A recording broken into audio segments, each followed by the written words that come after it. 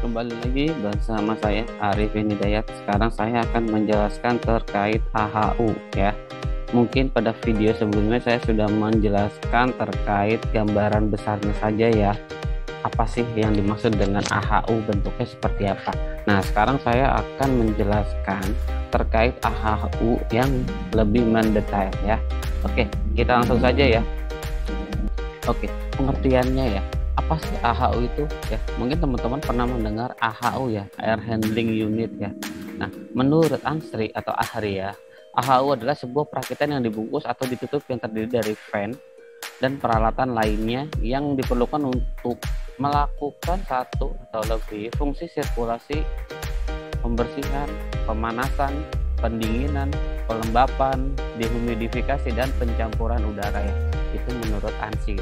Nah, kalau menurut saya itu AHU adalah mesin yang fungsinya seperti indoor AC ya, sebagai pemasok atau menghembuskan udara ke dalam ruangan. Namun, mesin ini tidak hanya mengatur suhu ruangan, tetapi bisa mengatur kebersihan udara, kelembapan, sirkulasi, dan pencampuran udara luar ataupun fresh air ya. Jadi pengetahuan saya seperti itu. Nah, bentuk-bentuk AHU ya, mungkin bagi teman-teman yang belum pernah melihat, ini adalah dua bentuk AHU ya. Yang satu bentuk horizontal, yang satu lagi bentuknya vertikal ya. Dimana yang untuk bentuk horizontal ini semuanya komponennya hanya ada di situ semua ya. Nah, kalau yang untuk vertikal mungkin terkait filternya hanya sampai medium untuk di area bawah.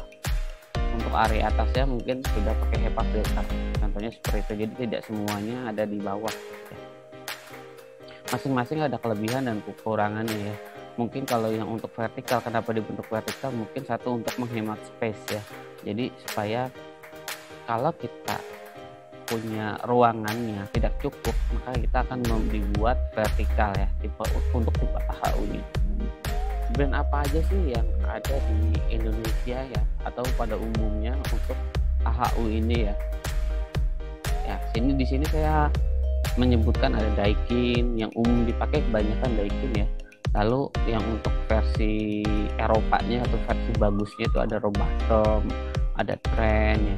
Lalu ada Mitsubishi atau Klima Veneta, jadi dia seperti joint venture ya, Mitsubishi dengan Klima Veneta. Lalu ada Netfield dari India, ada China brand ya, mungkin brandnya banyak ya. Nah, maksudnya ini produk AHU yang dari Cina. Lalu ada produk lokal juga Aiko, lalu ada Customize atau biasanya kalau kontraktor yang udah spesialis dia bisa bikin AHU sendiri. Jadi tidak perlu beli dari luar, misalkan kapasitasnya besar. Kalau seandainya beli dengan brand luar, pertama space ruangannya mungkin tidak cukup, kedua mungkin harganya juga sangat tinggi gitu kan. Jadi ada kontraktor yang bisa membuat AHU sendiri ya, dengan spesifikasi yang tinggi ya. Walaupun AHU-nya buatan pabrikasi, biasanya untuk fan-nya dan lain-lainnya itu buatan luar ya. Biasanya seperti itu. Hanya bentuk unitnya saja atau bentuk casingnya saja. Seperti fan motornya bisa aja dia pakai yang merek luar, anggapan Nikotra, misalkan seperti itu. Nah, lalu komponen utama pada AHU ya. Pada video sebelumnya saya juga menjelaskan ya. Di sini ada motor blower, ada filter, ada heating, ada mixing box ya. Mungkin di sini teman-teman bisa lebih jelas lagi ya. Nah, mungkin teman-teman di sini bisa lebih jelas lagi ya. Di sini ada filternya ya. Lalu di sini ada cooling coilnya seperti itu. Lalu ada motor blowernya, ini ada filternya lagi ya. Seperti itu. Nah, lalu aksesorisnya ya, ada differential pressure gauge ya. Jadi untuk mengetahui filternya apakah ngeblok atau tidak. Lalu test port ini berfungsi untuk kalau kita mau mengukur ya filternya berfungsi atau enggak. Misalkan kita mau mengukur HEPA filter ya, HEPA filter misalkan dia 3 mikron, kita coba ukur di sebelum HEPA filter ada test port, misalkan kita ukur 3 mikronnya ya, 3 mikron misalkan ada 1000 gitu. Lalu setelah HEPA apakah tetap 1000 atau berkurang, contohnya seperti itu. Jadi untuk fungsinya test port seperti itu, untuk mengukur partikelnya ya, apakah ada kebocoran atau tidak di HEPA-nya. Lalu ada lampu atau lighting, jadi untuk melihat kondisi di dalam AHU itu ya. pada saat kita maintenance, lalu ada side glass, kita bisa melihat dari luar ya. Nah, ini saya akan menjelaskan terkait motor blower. Fungsinya adalah mendorong udara ke dalam ruangan dengan kecepatan atau airflow yang sudah ditentukan. Biasanya untuk AHU ini kita akan ditentukan berapa sih flow yang dibutuhkan untuk di ruangan ya. Misalkan ruang A, ruang B, ruang C, lalu di total berapa, lalu yang dibuang berapa. Contohnya seperti itu. Lalu dia butuhnya berapa sih per menitnya atau per jamnya, berapa flow ya. Dan itu kita biasanya untuk blower ini dia akan diatur lagi sama VSD ya, variable speed drive ya, dimana kecepatannya akan secara otomatis berubah disesuaikan dengan kebutuhannya ya. Jadi dia tidak konstan, misalkan kecepatan 100 rpm ya, tidak selamanya seperti itu. Jadi dia akan disesuaikan lagi.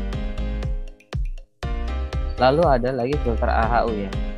Pada bagian filterisasi AHU dibagi 3 bagian, ada spray, ada medium filter, ada HEPA filter ya. Jadi 3 filter ini berfungsinya beda-beda ya terkait penyaringan. Misalkan pre-filter dia hanya bisa menyaring sampai 5 mikron, untuk medium hanya bisa sampai 2 mikron. Nah, HEPA filter atau ultra HEPA filter atau ULFA mungkin dia bisa sampai 0,1 mikron untuk partikelnya ya. Jadi 3 filter ini kembali lagi tergantung kebutuhan. Tidak semua AHU menggunakan HEPA filter ya. Kemungkinan hanya 1 dan 2, spray filter dan medium filter saja. Lalu brand apa aja sih yang ada di umumnya, yang ada di dunia ini ya? Yang saya tahu selama ini kebanyakan kita memakai AAF ya, American Air Filter. Lalu ada JAF, Japan Air Filter, ada Chemfil, ada Netfil atau local filter ya. Nah, apa sih yang membedakan? Kalau menurut saya sih lebih ke arah harga ya sama kualitas, karena American Air Filter ya umumnya sudah terkenal juga, jadi lumayan agak mahal seperti itu ya. Namun untuk variannya atau untuk tipe-tipenya jauh lebih banyak dibandingkan tipe yang lain seperti itu. Lalu ada cooling coil. Nah, cooling coil disebut juga evaporator ya. Kalau di AC biasa kita sebutnya evaporator ya. Fungsinya untuk mengatur suhu yang akan dihembuskan ke dalam ruangan, atau dimana kalau di AC biasa itu ada evaporator di indoor ya, lalu didorong oleh blowernya. Nah, sama aja seperti di AHU, dia ada cooling coil, lalu ada motornya ya, lalu dihembuskan ya dari motor ataupun disedot oleh si blowernya ya untuk ke dalam ruangan. Lalu ada heating coil. Nah, bedanya AHU dengan AC adalah ini, ada heating coil. Nah, heating coil ini fungsinya untuk mengatur kelembaban ya, dimana kalau di AC rumah itu kita tidak mengatur kelembapan, tapi kalau di AHU ini kita bisa mengatur kelembapan, berapa sih kelembapan yang diinginkan. Misalkan kalau kayak di ruang produksi nggak boleh, misalkan 65% harus di bawah, contohnya seperti itu. Heating coil dibagi 2 ya, kalau di AHU itu dibagi 2. Jadi ada heating coil yang untuk air ya, ada yang air dalam arti ini air panas ya, atau air hangat. Lalu ada lagi heating coil yang digunakan atau dipakai khusus untuk steam. Jadi pastikan lagi kalau kita memilih AHU, misalkan AHU-nya itu dipasang heating coil. Nah, heating coilnya ini dia untuk steam atau air panas ya. Jangan sampai heating coilnya air panas dipakai untuk steam, nanti heating coilnya akan rusak ya. Oke, lalu ada informasi tambahan. Dalam pengaturan humidity atau kelembapan di dalam ruangan bisa menggunakan metode ducting heater ya. Jadi tidak perlu mengadakan heating coil, tapi kita bisa menggunakan ducting heater ya, atau CAV, constant air volume ya. Pada slide saya di sini, bagi yang belum pernah melihat apa sih CAV ya, constant air volume. Lalu ada lagi VAV ya, variable air volume ya. Jadi biasanya di sini tuh dipasang untuk sistem otomatis ya. Jadi pada saat kita kualifikasi AHU biasanya untuk flow-nya udara, kalau kita hanya memakai damper biasa itu secara manual, kita untuk balancingnya ya. Balancing itu maksudnya kita setting semua ruangan, misalkan dengan settingannya, misalkan dia 300 meter kubik per jam ya, misalkan seperti itu settingannya. Kalau kita setting semuanya masing-masing, nah itu kan lama. Nah, kalau CAV VAV ini dia secara otomatis ya.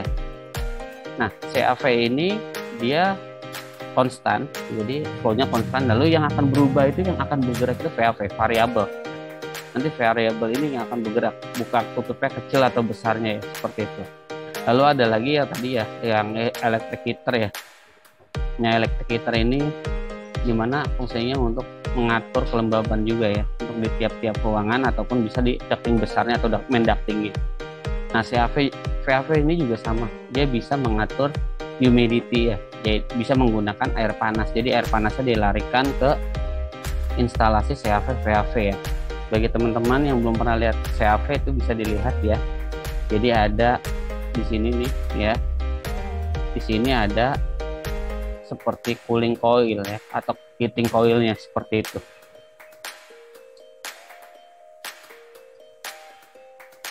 Oke, ini mixing box ya, dimana fungsinya mencampurkan atau pertemuan udara balikan dari ruangan dan fresh air ya. Jadi di mix di dalam satu box misalnya, contohnya seperti itu, walaupun nanti bentuknya nggak box ya, hanya space saja di AHU. Nah, lalu yang belum pernah lihat test pot, nah ini ada fungsi test pot ya yang dimerahkan ini test potnya. Jadi kalau kita mau cek partikelnya before after atau sebelum dan sesudahnya, kita bisa colok aja nih partikel counternya ya. Nanti pembacaannya seperti apa, di sini berapa mikron hasilnya berapa, lalu yang sini berapa mikron hasilnya berapa ya.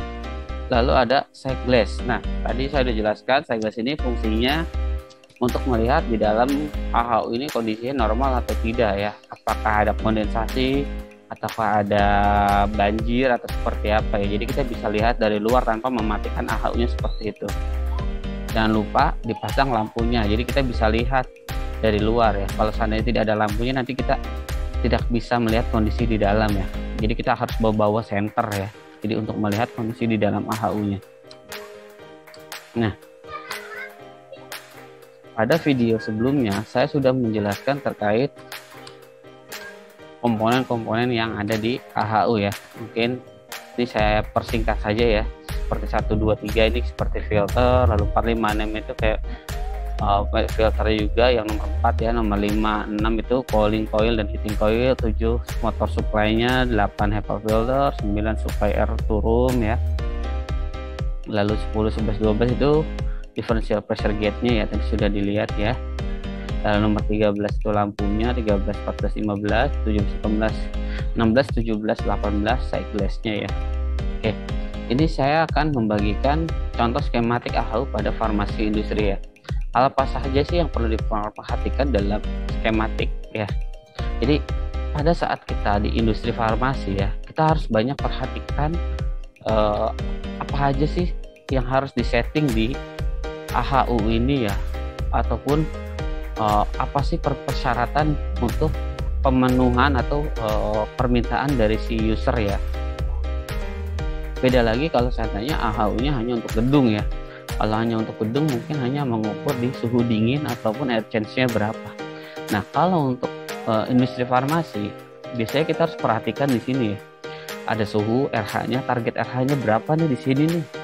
Suhunya berapa, lalu pressure-nya berapa pascal ya. Nah, lalu ada lagi supply-nya, supply udaranya dia berapa. Perbedaan tekanannya berapa. Lalu kelas kebersihan ruangannya kelas apa nih? Kelas A, kelas B, kelas C, kelas D ya. Lalu dia disirkulasi atau dibuang. Maksudnya gini, jangan sampai misalnya perbedaan kelas nih dari kelas A dan kelas C.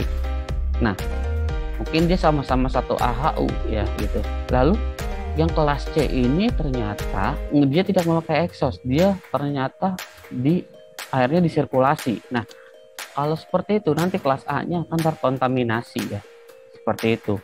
Kalau bisa untuk satu AHU itu untuk satu kelas kalau bisa ya. Nah, kalau ada seandainya beda kelas, kalau bisa dia dipasangnya exhaust, jadi dibuang, jangan disirkulasi, karena nanti ada kontaminasi dari kelas yang paling kotor ke kelas yang paling bersih. Contohnya seperti itu ya. Pastikan lagi ruang kebersihannya kelas apa, seperti itu. Oke, ini ada terkait kualifikasi ya, terkait AHU ya, dimana AHU ini dalam dunia farmasi itu sangat penting ya, atau jantungnya sih produksi atau manufaktur ya. Jadi kalau AHU ini problem, dia tidak bisa menjalankan produksi ya. Seandainya ada problem pun berapa lama dan dia harus kualifikasi lagi. Nah, kualifikasinya apa aja? Sini ada satu FAT ya, Factory Acceptance Test, tapi tergantung kontrak ya. Ada yang perlu FAT, ada yang tidak. Lalu ada DQ, Design Qualification, ada Installation Qualification, ada Operation Qualification, ada Performance Qualification ya. Masing-masing step ini membutuhkan waktu ya. Mungkin untuk video tutorial ini cukup sampai di sini ya. Nah, untuk lebih detailnya terkait kualifikasi pada AHU ya di dunia industri farmasi, saya akan membagikan tutorial detailnya di video selanjutnya ya. Jangan lupa tetap tonton terus video saya ya. Jika video ini bermanfaat, tolong di subscribe, like, dan komennya ya. Sampai jumpa di video kelanjutan dari kualifikasi AHU dan maintenance-nya.